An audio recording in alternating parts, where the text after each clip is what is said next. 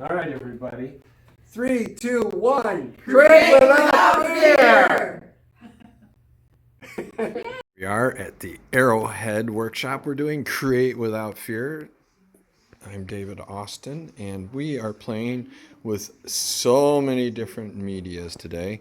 We have a really cool mirror that they can watch. We have the audience chamber set up, and we have all of these things. Amsterdam acrylics, Rembrandt pastels. We have the new Pantone inks that we're playing with. We've got some random pencils from Brunzel. Here's some of the inks right here. And we've got some markers from Amsterdam that we're playing with as well. We got some other extra things that I brought that have been rambling around the studio for a while. And here, everybody is exploring and creating, and we are trying to build the surface up, layering. This is the after the morning session. We are now looking at, after a lunch break, how do we go from here? What's going to happen next? So we're challenging people to get out of their comfort zones, and we're going to start working on structure and color, figure ground relationships. So these are some really fun starts that everybody has. Some really nice, almost sumie painting going on down here. Ooh, look at that with the markers. Mm-hmm. We are having so much fun, and I can't wait to do some more work with these. So again, working with the palette knives only. All right, we're going to start this process very similarly. You're going to see I've picked out a range of colors, but I've kept it limited now. Instead of throwing everything at it like I did here. Now I've limited my palette to the blues, right? I've got a pearlescent here from Amsterdam. I've got a metallic gold too. I've got from dark to light, and I could work in white, but I'm not going to. I'm just going to stick with this one here for the purposes of it. And we're going to do a very similar start to the way that I did before. If I can find there it is. So I'm not going to get as wet as I did before. I'm just going to get enough wet so that I don't have to make a lot of dust. And I'm going to make some gestures again. And I like the circle idea. Maybe a couple gestures. There's not a lot of room in here, so we don't want to mess it too much up. Just get a couple forms, smear it a little bit, and then we're going to get a background color. So this is the contrasting color. Get something bright. Try something bright. There's a lot of different choices there, and we're going to stick with the acrylics this time. All right? Simplify it for you. And I didn't blow up on the floor this time. So I'm going to take and put some of this across the top. Not a lot. I just took more than I needed. It's looks like a lot. Yeah, it is a lot. So now I'm just going to screw that right over there. Already it's a painting, right? Mm-hmm. We're already painting. So I'm going to put it kind of thin because I'm going to build on this. I don't want it to. Sometimes I would let this set up, right? Throw it in the sun for a while. In this case, we're not going to have quite as much time. You know, so I think I need to do something with this. Whose painting needs some orange? It's fun too. So now I'm going to get some of my other colors, and I'm going to put them around the outside. Kind of different areas, build up the color. And we're just going to bear with me for a minute while we get this on here. Lots of color. Okay. I don't necessarily want you to use this much on this. We got to share it with everybody. Yeah. Sure, Dad. Yeah. We got to share. Do as I say, not as I do. So I'll use a little less. But I needed a strong base color that will kind of carry me across the whole piece. That's why. Now I'm going to start with this palette knife. And I think I'm going to go with the darker color here. Get it so it's all on the blade, and then carefully pull it down to create that really cool effect. And then I want to take it on this side.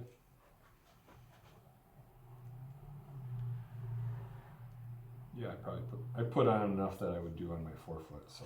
Yeah. Wow.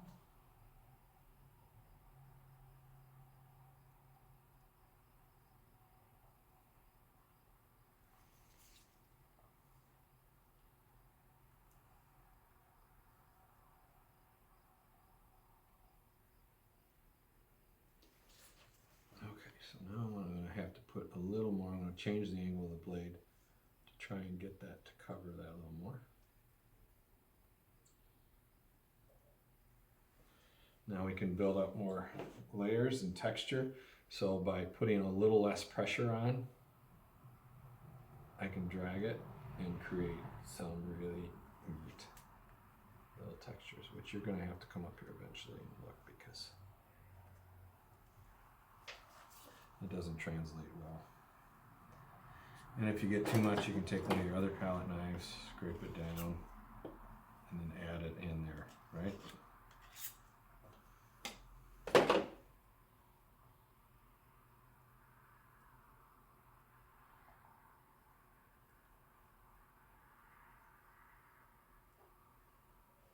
I'm kind of picking the blade up a little to get it to just catch the tops. Once again over here.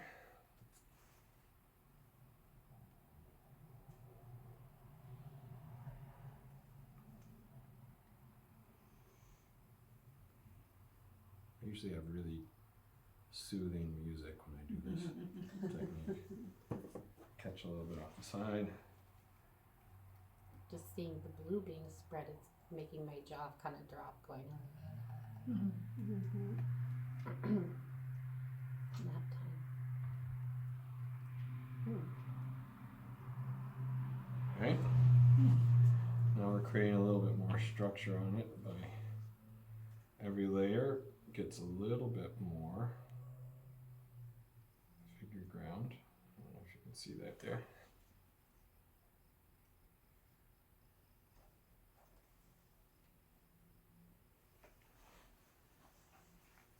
Let's pull that. I kind of like that smooth spot there. So I can take and change how it appears by doing a much smoother pull. So let's just take this.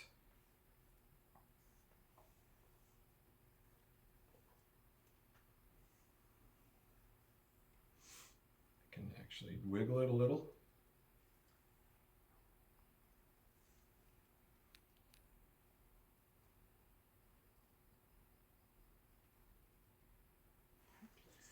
Now see, that kind of changes how that looks. Now I have a whole bunch of paint on there again. Again, you don't have to add quite the level I did. I was a little more, perhaps, a little bit more Excited.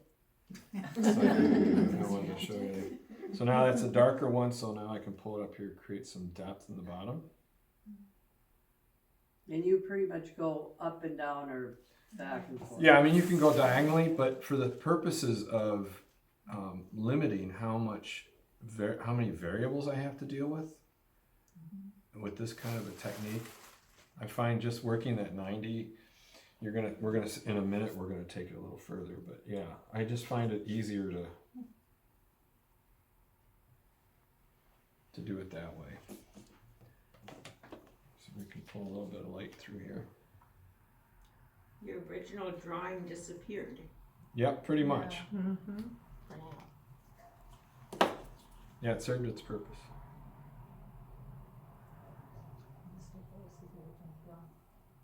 Do some black Oh, squiggles that. under the Okay. orange. Yeah. Okay. Gee, I forgot all about I forgot about the orange, Black didn't you? squiggle and the orange.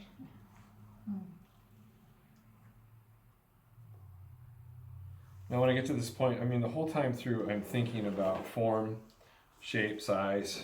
You know, I'm trying to start to analyze the form and what's happening, and I can step back and go, okay, where do I need to add something? Where do I need to remove something? It's also at this point that I can be a little more interested in maybe doing this. So, Fish.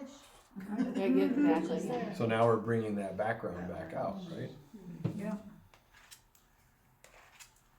Let's see, maybe one more pull over in here.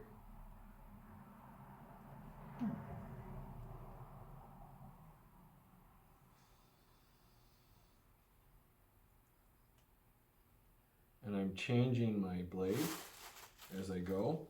I'm actually rocking it a little bit from side to side. That's all right. It creates some of that I can peel that off of there. And I can add a little bit more of a structure in one spot. I can contrast maybe with these guys here and create a window. Okay.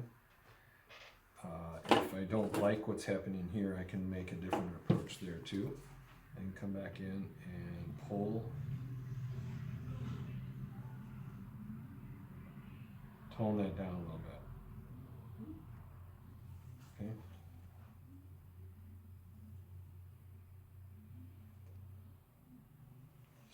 Just touching that just a little bit into it, working wet into wet. And you want something bright as the background. I do. Yeah, I want it to pop out in some way or another, right? Not everybody needs to do that. And then I think we're gonna do this. So I'm moving the paint around, I look at this, I see what paint do I have left, where can I put it, and then I start to structure the piece as I go. And it's not getting muddy. You can mud it very easily by smearing and pushing really hard. You let a very light touch as you pull those colors, and you get the really nice blending coming about through it, right? Mm-hmm. So we're getting a little bit more of an interesting blend. Mm-hmm. How long does it take? Does it? Forever. Yeah. Depends on how thick. If you work a little bit thinner than that, you know, we set it outside, it'll set pretty quick. But I really think we need to do something now with this. So I'm gonna push it to that next level. Does it work? I don't know, it might not, you know, it might not work. So I'm gonna try and get some of the gold on it. Just flicking it around. I don't care where it goes. I'm not even looking. Here. Happy little tree. Maybe a little bit more up here. I'm gonna, in this case, I'm gonna clean the blade. And I might use I might use the big guy. Oh, good grief. There you go. Now we got the right size. Have some of that. That's a brick layer. In the garage. In the garage. Yeah. Yeah. Oh, yeah. The tile, mortar, and well, that's interesting. You wanna do what? So laying it flat as I come to the end, it's gonna lay out whatever paint is Oh, on there. that's lovely. Yeah. Okay. I love that. Really different. So I can leave it lay, I can come back in with markers when it dries, I can keep kind of picking away at it. Sometimes when I do these, I will walk away for a little while, let it set up. If I let it dry a little, then I try and pull something on there because of the different viscosity, moisture rate. It'll actually change and come on there in a different way. You get a lot more texture, which I like the texture a lot. I really enjoy here. We've created some sense of depth and so forth in there. You can always go in afterwards with the acrylic markers and fill in a place. If you don't like that place, we can fill it in. Okay, so that becomes the armchair moment, which is we'll get into more of that tomorrow, that armchair stuff. So it's pretty simple and straightforward, isn't it? The only part of the drawings that's really showing through is a few spots there, but I could scrape through a little more. I could take one of these or something similar to this, and I could create a little bit more of I'm going to try and offset it a little bit because we were talking about composition, right? So I'm just going to pull through all the layers, push down as hard as I can.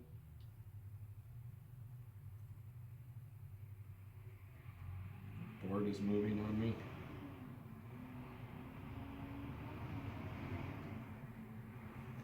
So we're creating some structure there, right?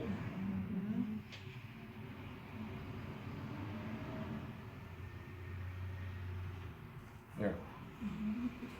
You could take and do a swirl with this. I don't know if I want to, but I'm going to push the limits just so you can see other things. So you can take that same sort of thing, and I have a few plastic ones like this, and you can swirl it like that.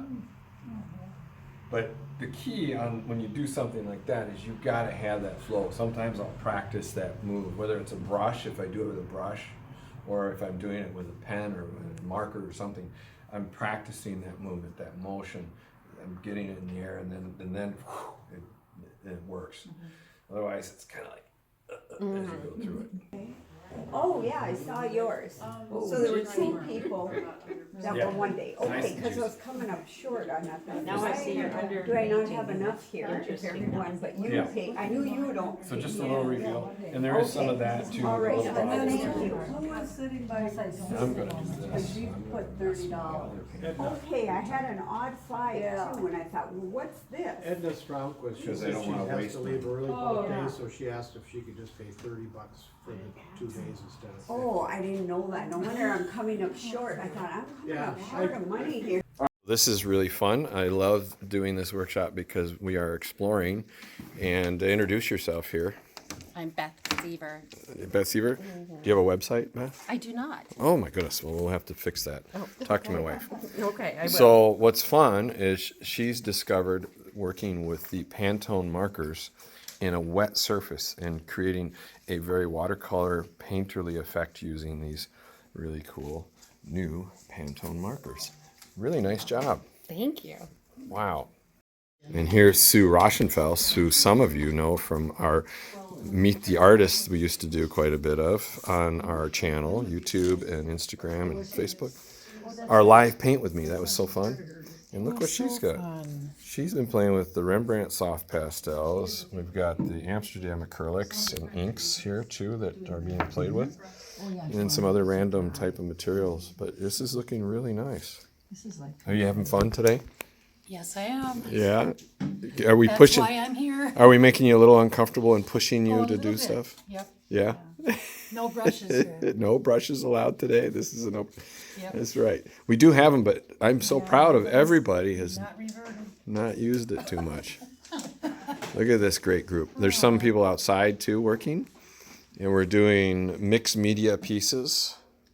Some really wonderful works. That's Amsterdam acrylics there. We have another person playing with the Pantone inks right here on some paper. Really, really fabulous job.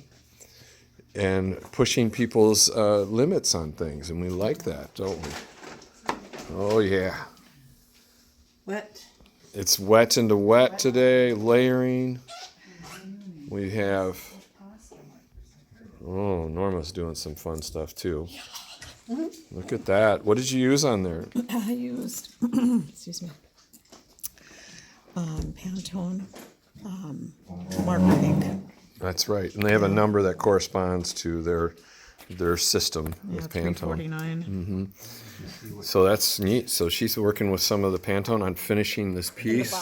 The pieces we've been doing are Rembrandt soft pastels along with Amsterdam acrylics, and then also the inks from Amsterdam, Pantone inks, and markers. We've been doing some markers into wet into wet.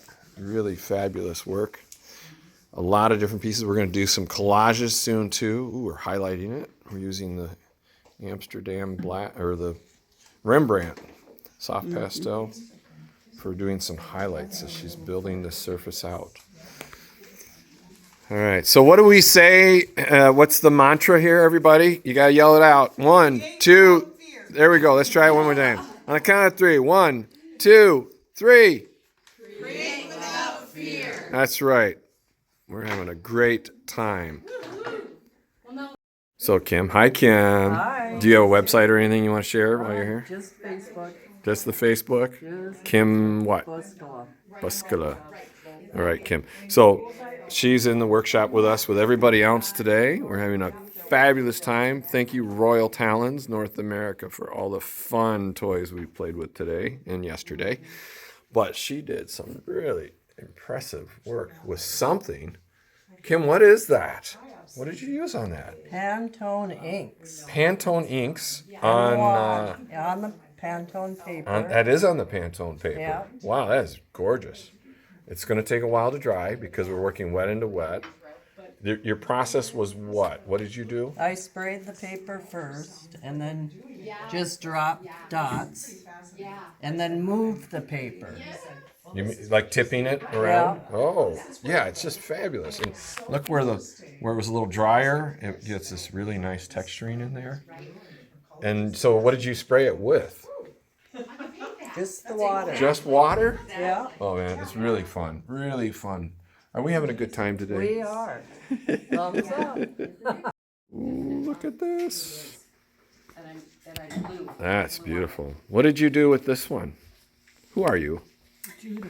Hi, Judy. Yes, I did a lot of scraping after I applied paint and pastels. Oh, did you use the Rembrandt soft pastels we brought? Yes, And then you actually put it on and then did some scraping, some removal. as it was wet. Oh, wow. Yeah, we're working soft pastels into a wet surface, water. And now you're working with the soft pastels over here. But it looks like you have some other stuff on there as well.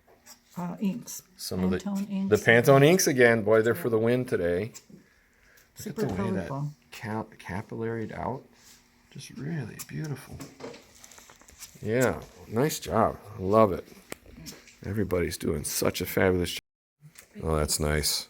Working on the collage now with the watercolor paper, right? Right. Got the Pantone inks on the. Again? Yep, they're so vibrant. That's the reoccurring theme today. We also have your baseboard. The baseboard was done with The pastels on wet okay, and a palette knife. Layers. some acrylic in there too. Acrylics. Amsterdam Yep, acrylics. Amsterdam acrylics. Nice. Yeah, we got no brushes have been allowed. No brushes. There is some over here, but I see, thought they're I was clean. going to need some, but I didn't need them. This is just fun to do this. We've tearing the paper up, creating some collages. You can do some design work before we glue it down with some matte gel. And this is going to be fun. People are starting on this part of it on day 2 in the workshop. When you want to introduce yourself, Deb? I'm Deb Manistow. Yeah? Do you have a website or anything? I do not. I Okay. put some of things out on my Facebook page. Ooh. Say your name again. Deb Manistow. Okay, well then people can look you up. Thank you for coming to the workshop. I'm learning so much from everybody. It's been a blast. Well, we're coming to the end of a beautiful workshop with some beautiful people, and that was my setup. We've got all kinds of markers and stuff we've got to play with. Thanks to Royal Talens, we have some really fun pieces. So I'm going to take a quick tour over it. And we had markers on Pantone paper. These were actually acrylic markers, and they were in the wet. Beth here is working on a beautiful piece, a collage piece. We did with the layering of all the different material. Here, Edna's working on some really fabulous abstract pieces, collages happening over here. And everybody's taking home stuff to work on, which is so much fun. And we pushed limits. We have up to 6 paintings. Check out this over here. Beautiful. Combining multimedia. Rembrandt soft pastels. They all got a little goodie bag to take home. She's working on this really, really fascinating piece here still. But she made all these beautiful pieces here. Tom's already hiding his. Sorry. Beautiful piece there. Thank you. We pushed everybody's limits to the max. Yeah. We got this one here, this watery feeling. This one, really, really nice. Very refined. Chris has totally gone out of her comfort. Kim, sorry, I did it again. I'm thinking of our other friend here. Look at that.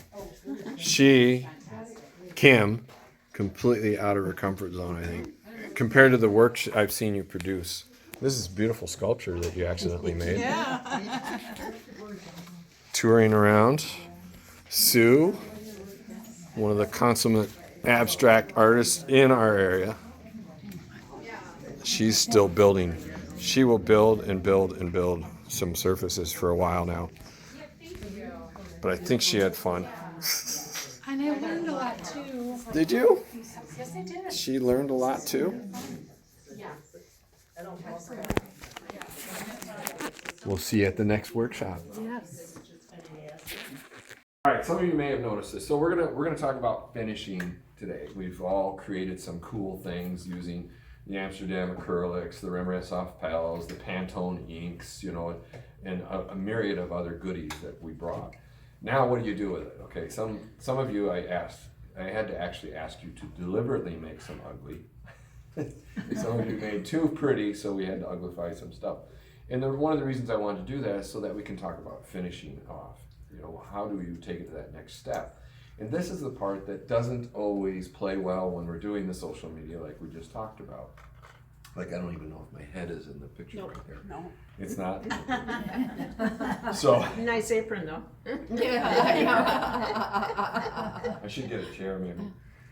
So what I'll do is I'll just do this. So we're gonna kind of go over some of the stuff, what I use. So I use acrylic markers, pencils, pastels. You can go back over, of course, with paints and such. And then the other part is collaging.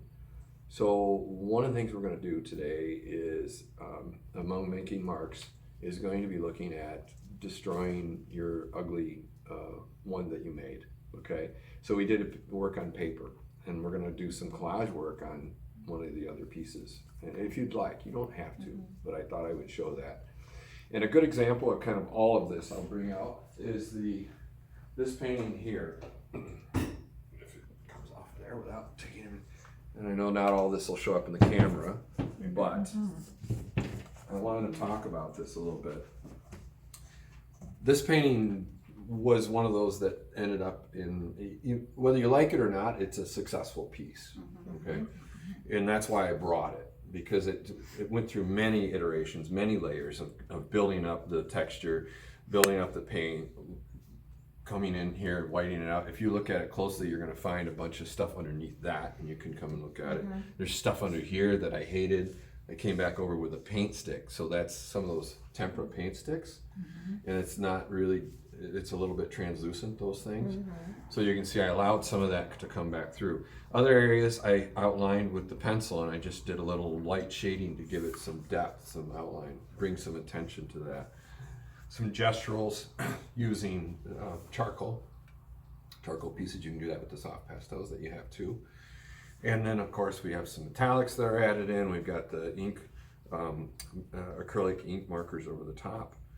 So you can see even white. People often don't think of white as a highlight after the fact, but it works really well. Some white chalk or white soft pastels is a really neat way to go. To get to this point, we're probably going to have to use some fixatives, some workable fixative that you can put over the top. So we're going to do 2, maybe 3 layers, depending on how much stuff you have on it. If your piece is mostly acrylic and you don't have a lot of pastels, you can skip that step. You can go right on to using the acrylic markers. Does that make sense?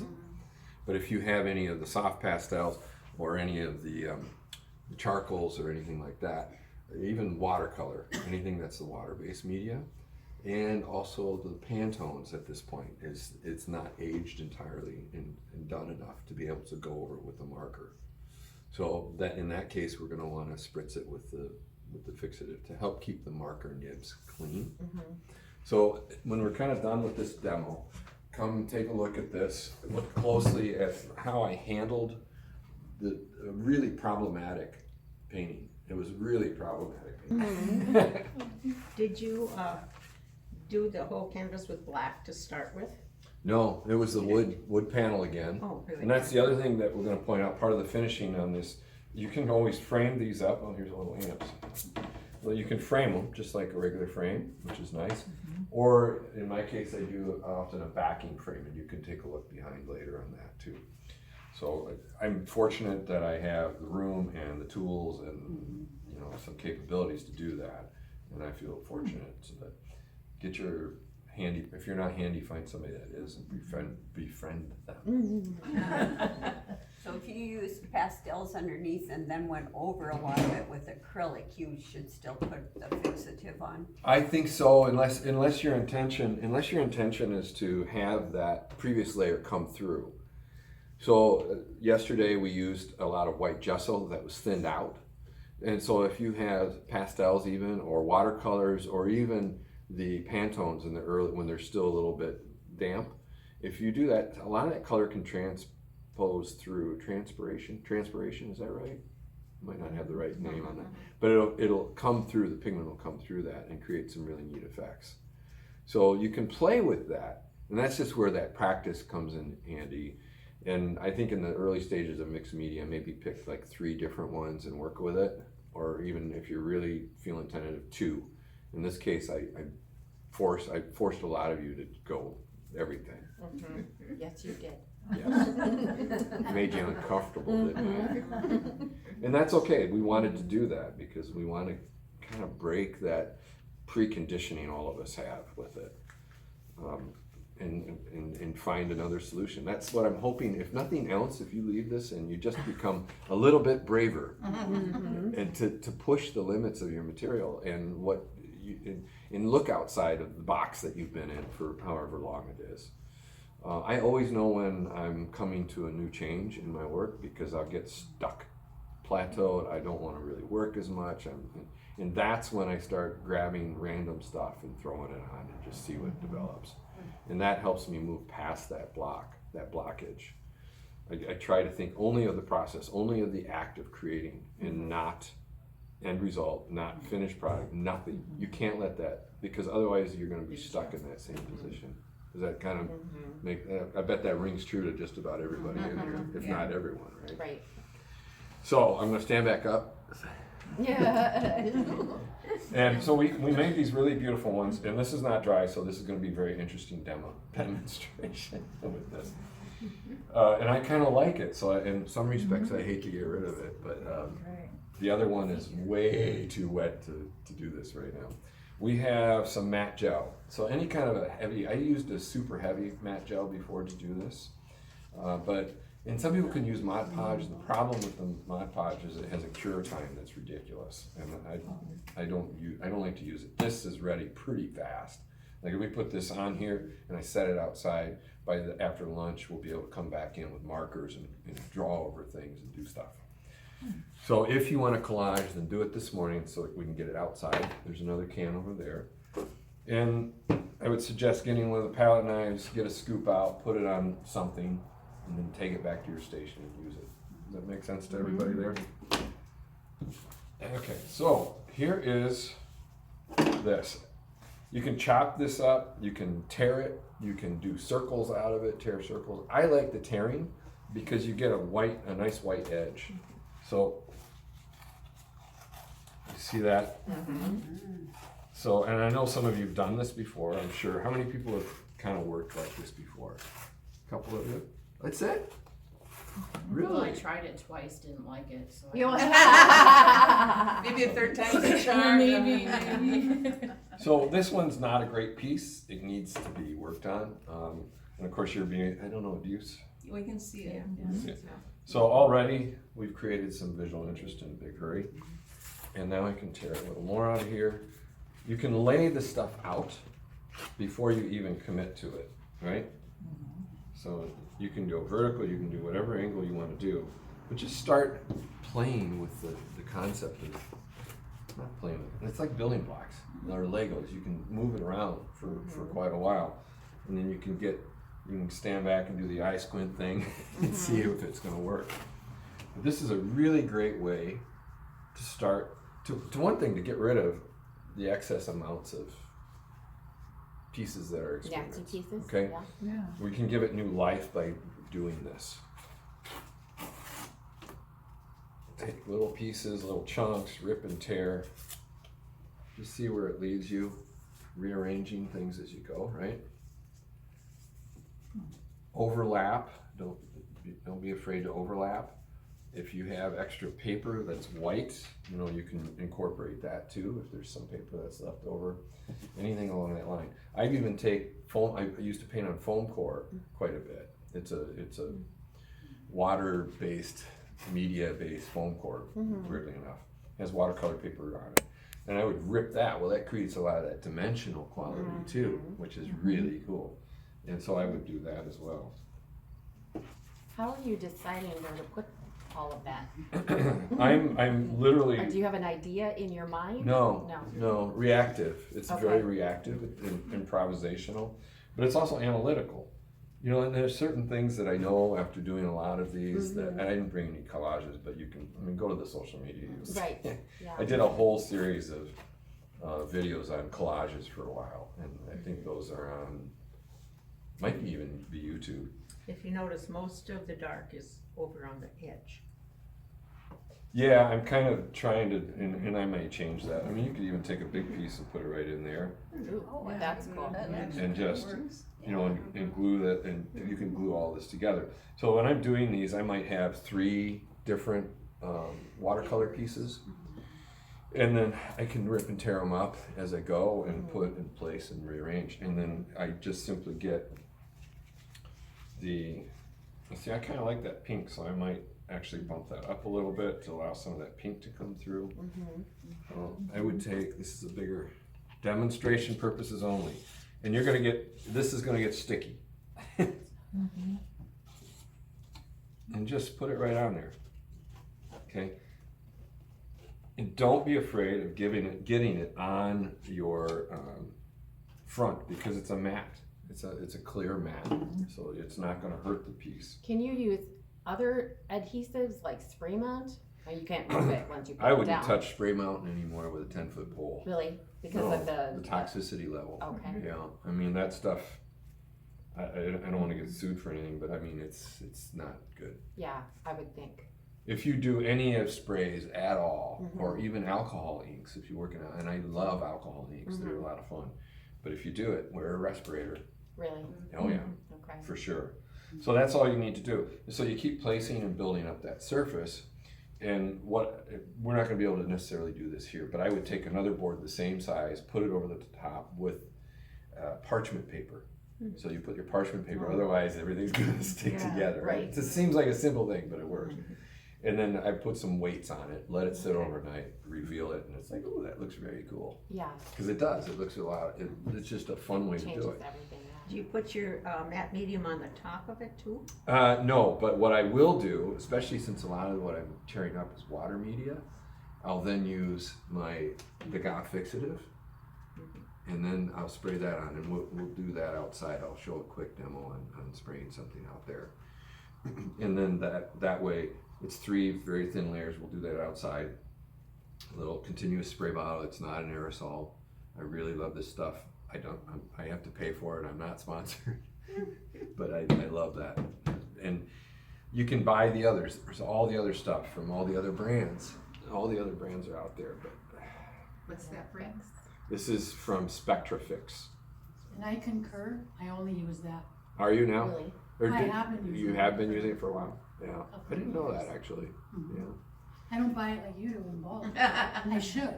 Well, when it's such a deal when you buy it like that, and get the good spray bottle. I don't Oh, know. yeah. Did you try the cheaper one before? No, So they have a less expensive one, or they used to, yeah, but it would splatter. Which, if you want that kind of effect, it was okay, right? Yeah. But otherwise, so they have a Not small, okay. they have a smaller, refill, yes. pour into that. The Where do first you, one you should buy is that one, where do you buy it? the spray online, You can buy it directly from Spectrafix or if you direct like. Okay. from them, yeah, online. Yeah. But I think several of the normal ones have it too. You know, all the big suppliers. Yeah, exactly. So here's There's watercolors. here's a piece that I've been struggling with for a while. I like it, but I don't love it, and I'm not even sure exactly how I'm supposed to fix it. But I want to show you a couple techniques that I'm going to do with the markers, for example. This has not been sealed, so maybe it's not a good idea yet to do this on this one. I just thought of that. So we'll use this one out here to spray, and then later I'll address that one. Let's look at maybe this guy. This is a bigger piece. Again, I'm working on finishing it up. I've already put a couple of the gold markers in there. I've got some of the reflex pink in here, some of the pink up here highlighting. And so what I like to do is incorporate whatever I need to do, like a pencil, paint. You know, I find a spot that I really want to highlight. Like you can kind of look and, oh, that's some cool little divots there, or little spots, bubbles. So I outline those. And you don't necessarily see it from where you're sitting, but this adds to that. I mentioned this to some of you yesterday. Feel free to do that, because in some cases that's really going to show up, particularly if it's like in up here where it's a little bit more white. Pick up in here. So it's a good way to come in. Here we go. Now we have some And that's just a pencil. It's just a pencil. This is just a pencil to start with. Start viewing some shapes. Sometimes you'll see like letters come out. But it's another way of looking at your piece at a very intimate level, and something that you are now analyzing it up close and personal. And you're going to see things that you never realized you had in your paintings. So I'm like, almost letters are coming out of here, which I like because I'm into the whole idea of language within the pieces. And you can see there's just slight variations in the light colors. And now I've drawn some attention to that. I've created a narrative with just doing a little bit of pencil work. We won't bore you any further with that. The other thing is, so I got a couple gold lines. I feel like I need a gold line up here, so I'm going to shake up my marker. And there's a lot to choose from. We've got the Amsterdam ones, and we got 2 other brands. And you're going to get it punched down a couple times to get the flow in it. And then just try and get a little, I'm going to try and create some direction. See how fun that is? Mm-hmm.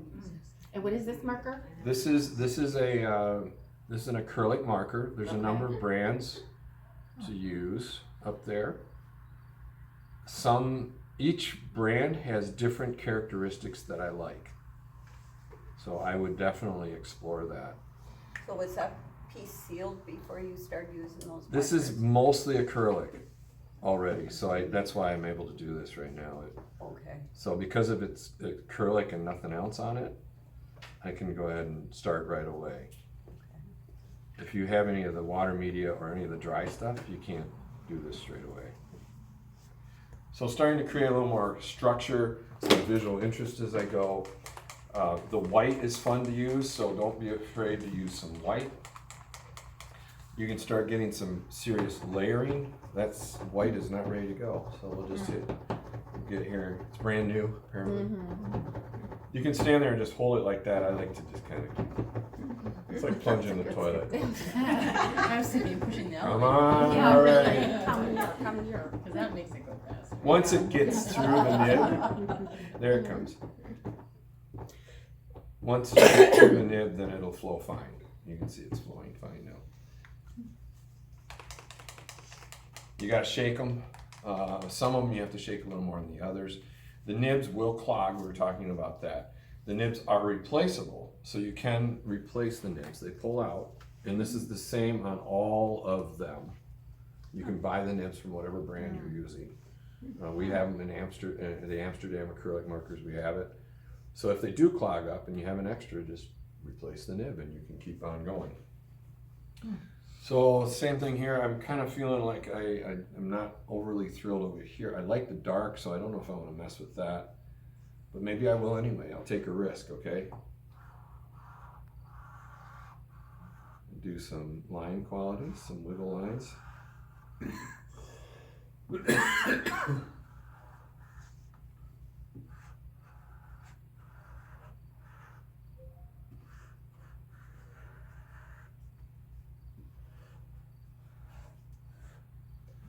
So it changes the whole dynamic of the piece with every mark you make. And it's mark making, right?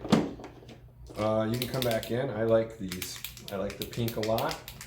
You can look for some areas that you want to highlight or you want to do some work on. And you can be as small as just some little marks, little hash marks. But I'm creating a little bit of structure down here and direction. So I've created this directional quality to the thing. You can highlight the pieces too. So we're talking about halos on things. We talked about that yesterday, right? Everybody? Yeah. Okay. Yes. I'm not looking, so I can't see you nodding. So, and that will help to create that sense of depth because we have the contrasting colors. We talked about all that yesterday. So you have a lot of different options with the ink, with the markers, and it's a really fun way to go. That being said, you can always grab a piece of white, Conti Crayon or the Rembrandt soft pastels, anything like that, and you can start to just gesture. And I like the idea of this somebody saw me doing it here on the, you see this part here? Can you see the gestures in there? That's just taking the blade of a palette knife and just drawing through it. To me, that adds like a certain patina to it. And I like things to look like they have a timeless quality to them. And by doing these gestures, and it doesn't have to be really thought out, although you can get to the point where you go, okay, I need to outline this and create some more contrast because I want this shape to come out. You can draw with your piece. The nice thing of this is that you could erase it if you want. If you do, here's another interesting thing. If you take, this was a hard press, so this is a hard pastel. Some of you may not know the difference. There's a soft pastel, there's hard pastel. So this one's a hard.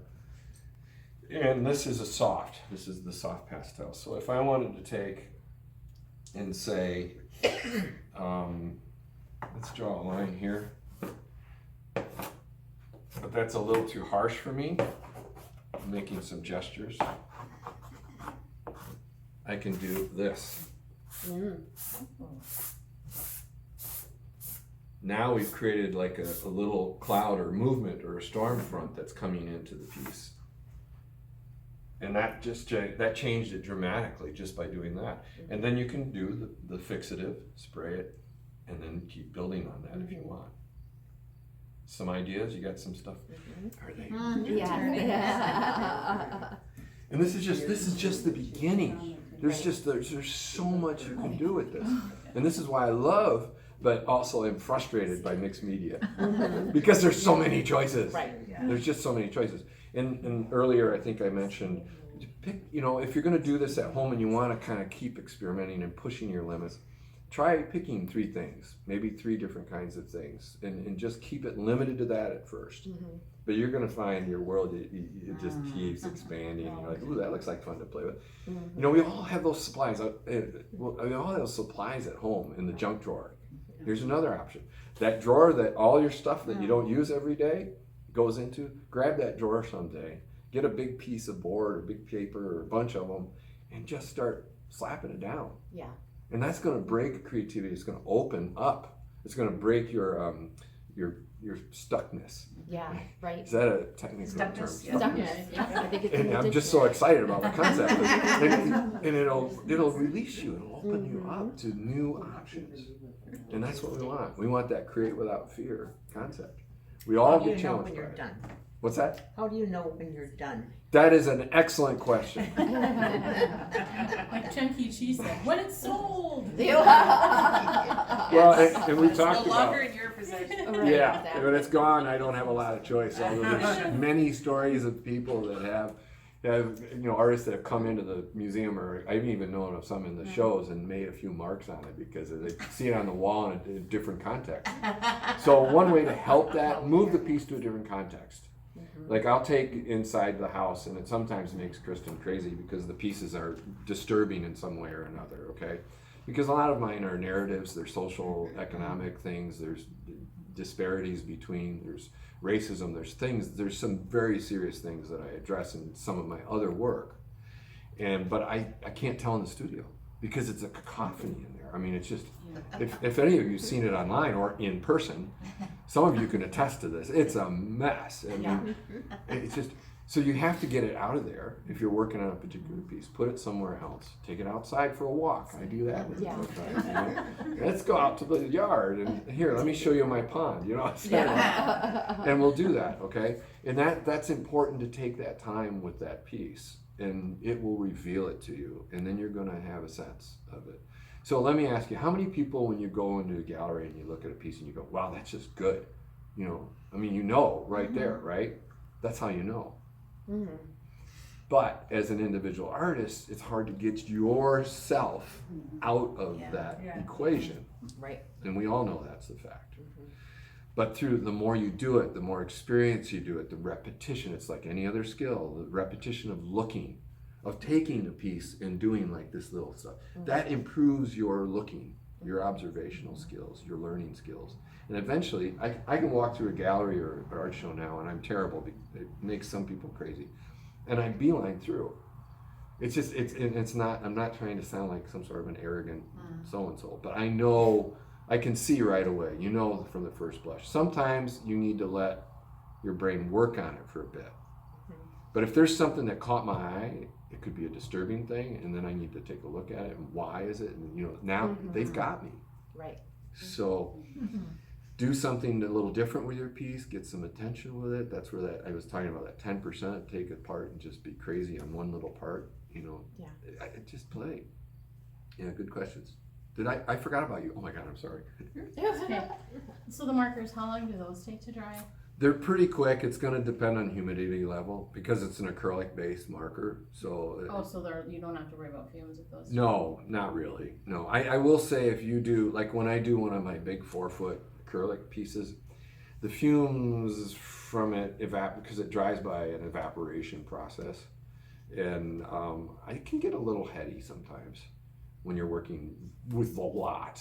But that's a lot. I mean, you saw me yesterday on a 12-inch. Imagine a 4 or 5, 6 foot piece and that much paint.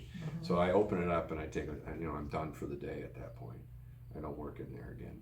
And you can keep putting layer upon layer of the fixative in between things Sure. that you don't want to mush? Yeah. Even now, you know, if I really didn't like a piece like this one, it took me 3-4 different layers. I mean, there's several layers, and that didn't work. You know, that solution didn't work. Well, I'm going to wipe that out with the thin gesso. Thin gesso is a miracle thing. It really is. Because you can work over it with other media.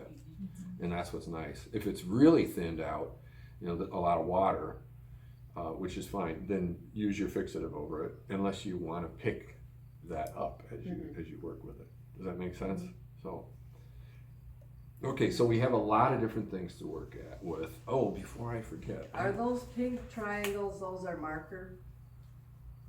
On the in front of you. Oh, no, that I could have done it in marker, but that is the Amsterdam Reflex paint. Okay. And I had to do 2 layers because you can see it is translucent. And that's what I love about some of the translucent ones. If at this stage too, and I've talked about implements, different kinds of implements, but you can take the paint, find a translucent paint and layer it up. If you're layering it up, you're going to change the light quality that comes through. Remember, we were talking about, some of you achieved that yesterday for sure. When you're using the reflex colors or you're using the pearlescent colors, any of those kinds of things, even the Pantone, as we're building the layer, it changed, right? It created some 3D effects for some of you, and that was what we were hoping for. You can do that with fluorescents and neons, and you know, and all those are kind of in the category of light changing. And it's special to work with those. So don't be afraid to find something that's a bright color, translucent one, put it on. You can also take, and the markers are nice because it's a quick, easy, it dries fairly fast, but you could do similar things with like the metallics. We have a lot of great metallics from Amsterdam over there. Feel free to take some of those, block a section out. Don't be afraid, even if it's a nice section, don't be afraid to block it out. I think it's important. Did you use masking tape to get those nice lines? I did, and I rarely do. Okay. But I wanted that really sharp line in there, the contrast to all of this kind of organic. And I don't normally do this. This is inspired by our education director, Jeff Olson from Royal Talens. And he does these very angular structures, really cool. If you get a chance to check it out, check his work out. And he works with the Amsterdam acrylics, and the effects he gets is really neat. So Jeff Olson is his name. You can find him on Facebook and so forth. Good question. All right, where are we at? I did push play, right? Okay, let's do a fixative out there. And then anybody that has, okay. All right, everybody. 3, 2, 1. Create without fear! Did you have fun? Yes! Did you learn something? Yes! Then we had a great 2-day workshop. Thank you, everybody. See you next time.